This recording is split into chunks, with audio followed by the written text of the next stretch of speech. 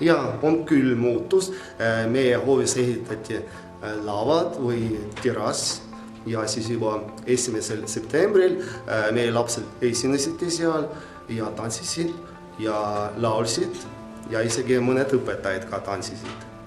Ja kindlasti näiteks kevadel võiks läbi viia laval kevadkontserti või mingi pisikest festivali, miks mitte. Uuel laval toimuvad aktiivsed vahetunnid. Uuel laval me mängime ja loeme raamatuid. Uuel laval meil toimuvad kontserdid.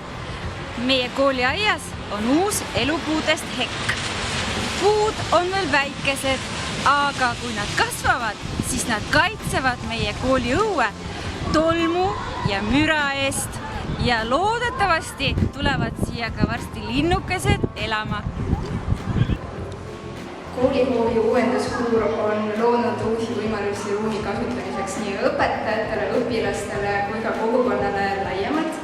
Oleme korraldanud mitmeid näitusi kooli aia peal ja näitused on käsitlenud teemasid, mis on olulised laiema kogukonna jaoks. Näiteks esimene näitus oli seotud Lasnamäe linnaosa tulevikuga, kus õpilased fantaseerisid linna ökoloogia ja arhitektuuri teemadel.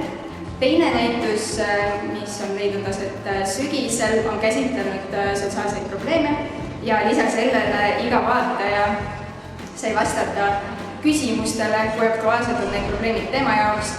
Ja meie statistilised andmed näitavad, et 49% vaatajatest olid möödakäijad, mitte Tallinna Gümnaasiumi töötajad või õpilased. Meil aias on uus õppeklass. Meil on vahva korvpalliplats ja me saame mängida korvpalli. Paar korda toimusid meil õues eesti keele tunnis. Üks toimus välislaval ja teine õuepaviljoonis. Seal me istusime ringis padjade peal, mängisime ja täitsime töölehte. Need tunnid olid huvitavad, soovime, et neid oleks rohkem. Muutusi on toimunud väga palju, aga mulle kõige rohkem meeldivad elupuud, mida istutati meie aias. Lapsed said võimalusi mängida välimänge, rahvastepalli, võrkpalli ja korvpalli. Päeva koolirühmas mängisid lapsed õpetajaga huvitavad mänge. Projekti Liikuma kutsuv kooli raames toimusid põhikooli õpilaste spordivõistlused. Uus mänguväljak motiveerib õpilased ja õpetajad uudeks saavutusteks. Meil on nüüd koht, kus me saame areneda ja viia oma ideid ellu.